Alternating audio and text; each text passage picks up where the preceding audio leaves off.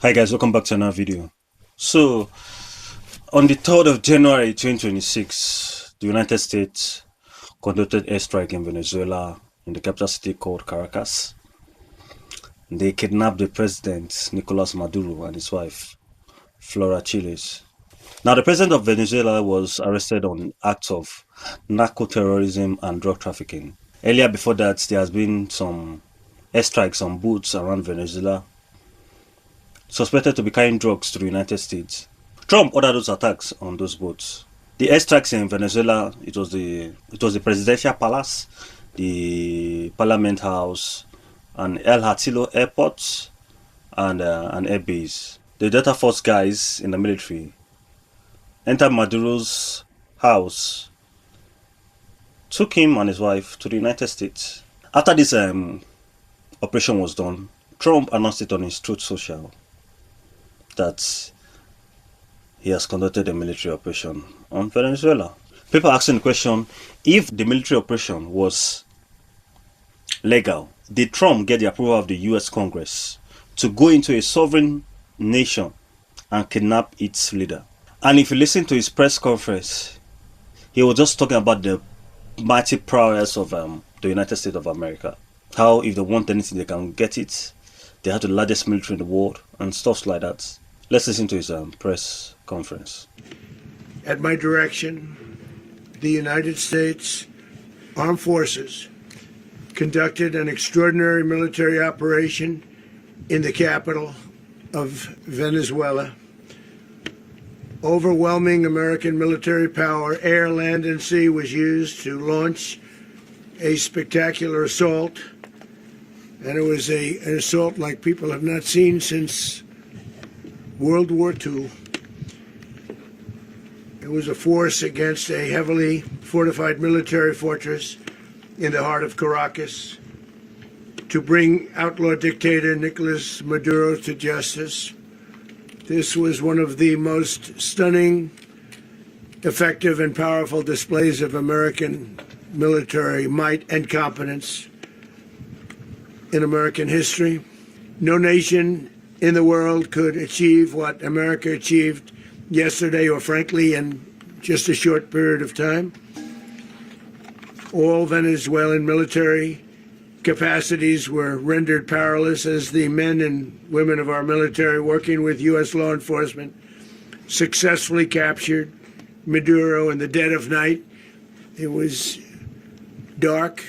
The lights of Caracas were largely turned off due to a certain expertise that we have. It was dark and it was deadly. But captured along with his wife, Cilia Flores, both of whom now face American justice. Maduro and Flores have been indicted in the Southern District of New York, Jay Clayton, for their campaign of deadly narco-terrorism against the United States and its citizens. I want to thank the men and women of our military who achieved such an extraordinary success overnight with breathtaking speed, power, precision, and competence. You rarely see anything like it. You've seen some raids in this country that didn't go so well. They were an embarrassment. If you look back to Afghanistan, or if you look back to the Jimmy Carter days, they were different days. We're a respected country again, like never before. These highly trained warriors, operating in collaboration with U.S. law enforcement, caught them in a very ready position. They were waiting for us. They knew we had many ships out in the sea. We just sort of waiting. They knew we were coming. So they were in a ready, what's called a ready position. But they were completely overwhelmed and very quickly incapacitated. If you would have seen what I saw last night, you would have been very impressed. I'm not sure that you'll ever get to see it, but it was an incredible thing to see. Not a single American service member was killed, and not a single piece of American equipment was lost. We had many helicopters, many planes, many people involved in that fight. But think of that, not one piece of military equipment was lost, not one service member was, more importantly, killed. The United States military is the strongest and most fearsome military on the planet by far, with capabilities and skills our enemies can scarcely begin to imagine. We have the best equipment anywhere in the world. We've just listened to the press conference. Now let me tell you guys something. USA is so strong. Their military is so strong that they can go into a sovereign nation and kidnap its president. The air defense system in Venezuela could not even intercept the attack. Estimated about 80 people or 100 people died. No sympathy. This is what happens when airstrikes are being made. This is what happens when war are being fought. Innocent people will continue to die. People are saying it's because of the oil. Now Venezuela has the largest reserve of oil, about 300 billion barrels or 300 million barrels in Venezuela, and they are poor.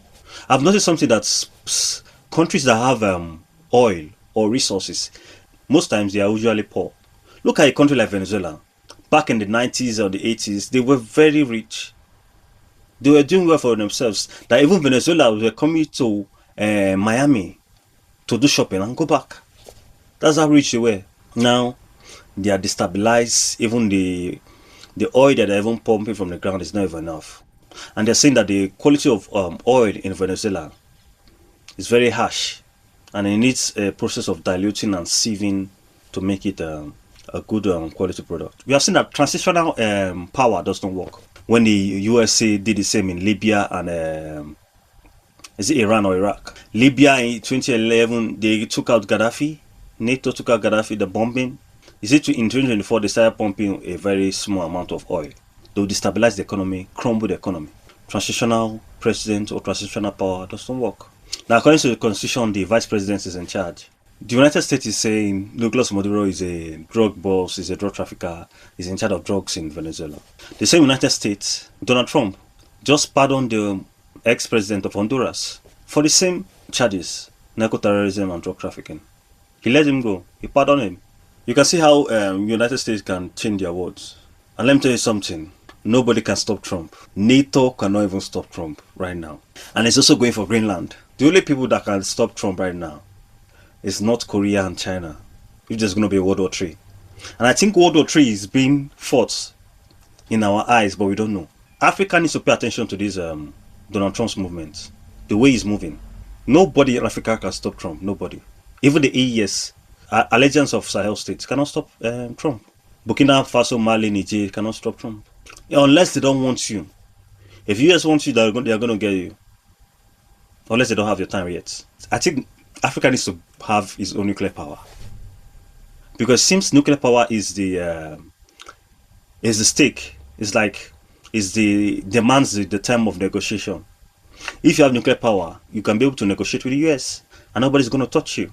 We need to build our military. In fact, all the 52 countries in Africa, our military budget is not even up to a quarter of what the US is spending on their military budget.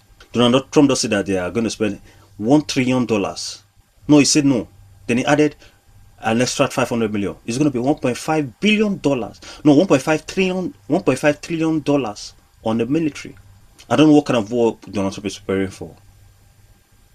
But it seems in the next 3-4 years that we're going to have so many airstrikes and wars here about. Even the past year, US conducted airstrikes in Somalia, Iran, Yemen to fight the Houthi rebels. Is it Iraq also? I think. Nigeria, Venezuela, airstrikes upon airstrike. They're telling everybody that you can't mess with the US. And I think China can destabilize the economy of the US because they have the manufacturing power. China has labor. China has technology. It's only China that can deal with US hands-on. China has nuclear weapon. North Korea also has nuclear weapon. It's just that if any of these countries are tempted to use their nuclear weapon, everybody's going to die. Unless you hide in a bunker. Some countries have bunker. In case of a nuclear power is being used, they just go to the bunker and hide. But for those of us that don't have nuclear weapon, that don't have nuclear bunker that can handle the heat and the rigidity or the harsh conditions of a nuclear weapon, we're all going to die. And that's it. What do you think about the airstrike in Venezuela and the kidnapping of a sovereign leader in Venezuela? If you If you enjoyed this video, like, comment, and subscribe, and I'll see you next one. Bye for now.